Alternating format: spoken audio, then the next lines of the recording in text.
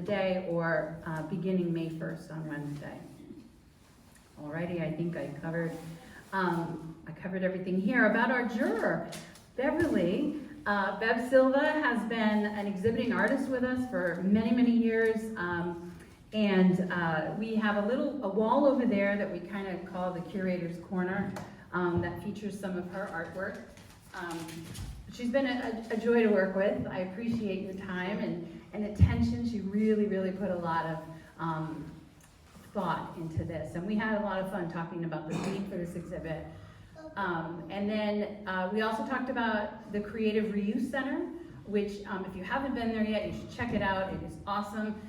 They've given me some gift certificates that we'll award out tonight as part of the prizes. But basically, Bev and I want to encourage everyone to upcycle, recycle, reuse. It's amazing how many different materials are in this exhibit. So I will let you talk more about that. So welcome. If you'd like, you can read it. Good evening. It was a privilege to jury this exhibit, the first of its kind at Walk Center for the Arts, and one that I hope will become a regular event.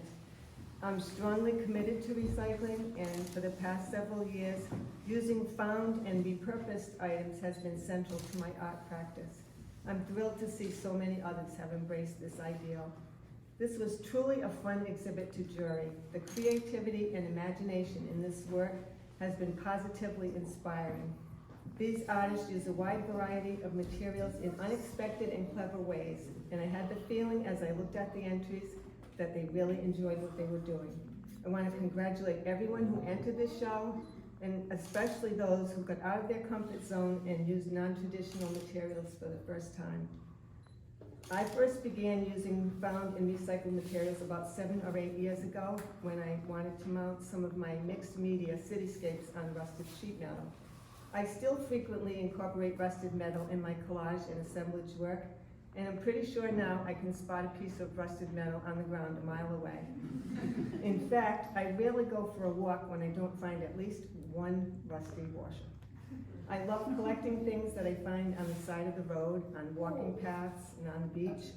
Bits of wood, metal, plastic, rubber, pieces of broken toys or jewelry, anything I can possibly use in my art. And at home, I hesitate before I throw anything into the trash or recycling bin, thinking that maybe I can possibly use that item in my studio. I also love to work with all sorts of cardboard, packing materials, and food containers. There's no shortage of free materials. It's a fun way to work with limitless possibilities. It costs little or nothing, and it's accessible to virtually everyone. And while some of the art here tonight required advanced skills and sophisticated tools, you'll also see a number of pieces that needed nothing more than some found materials, adhesive, and maybe a hammer or screwdriver. Using materials that cost little or nothing is a great way to loosen up, experiment, and have fun. And working with these unwanted materials, some of which can't be recycled, brings great satisfaction. I've really enjoyed the challenge of incorporating discarded, unwanted items in my art and have made it my goal to create fully sustainable art. I've always been committed to recycling, but it's so much more satisfying just to reuse these materials. And I have to say, scavenging for the materials is just as much fun as creating with them. Oh, yeah. In fact, sometimes it's more fun. I love the hunting and gathering. Sorting all the little bits and pieces I bring home, not so much. Which brings me to a quote I'd like to share from one of my favorite artists, Louise Nevelson, who is also a scavenger. When you put things together, things that other people have thrown out, you're really bringing them to life, a spiritual life that surpasses the life for which they were originally created. So take a close look at the materials in these pieces, many of them worthless and unwanted, and see how each artist used them to create a work of art that's greater than the sum of its parts. So for the awards, I'll do the honorable mentions first. Mask by Jody Eyre, and you're sitting right in front.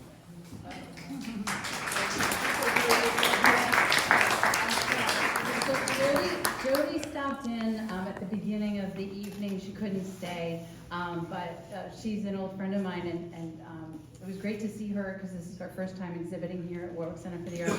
But she said that that was an old Amazon box that she basically turned into pulp.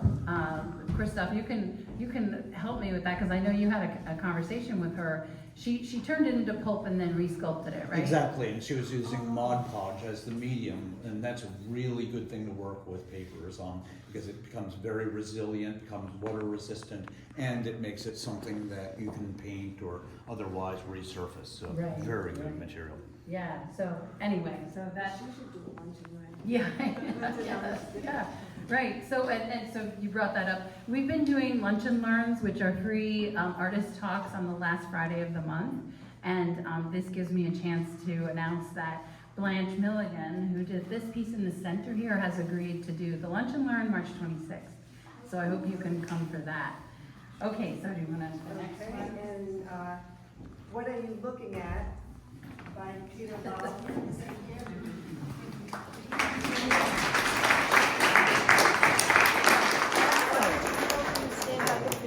Yeah! Yay, okay. Oh, the humble artist.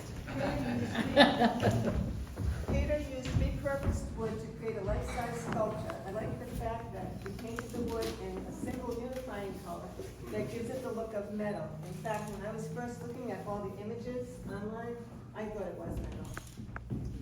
Well, that's good, I achieved that. You did, and I like the placement of the mirror. Thank you. That's very nice, congratulations. Thank you.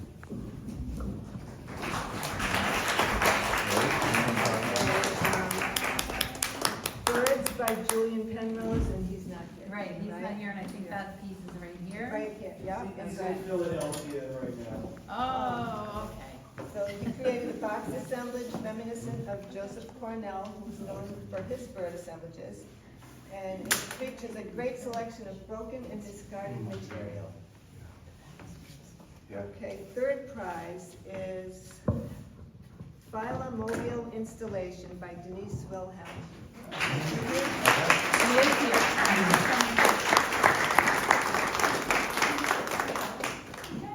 Congratulations, Denise.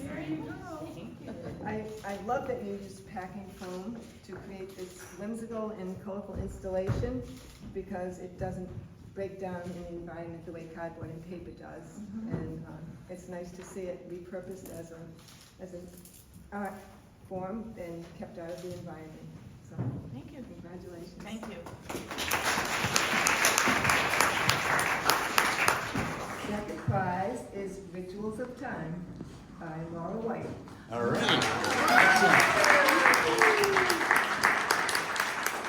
I mentioned that I love rust. Laura transformed heavily rusted, discarded scraps of metal into a delightful tea service. There's something about rusted metal that appeals to so many of us, and Laura has the skills and imagination to cut, shape, and weld it into something very special. Congratulations. Thank you.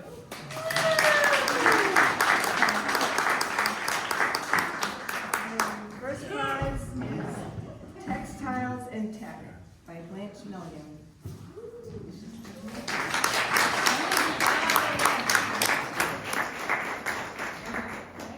You're welcome. Congratulations. That's, I think it, but you can see. Blanche created this magnificent weaving using a wide variety of repurposed textiles into which she incorporated a selection of discarded tech items, which give it added texture and interest. But I think there's more to it than that. Perhaps there's a message in this piece which combines modern technology and a craft that dates back thousands of years. Certainly a thought-provoking combination. Thank you. Congratulations.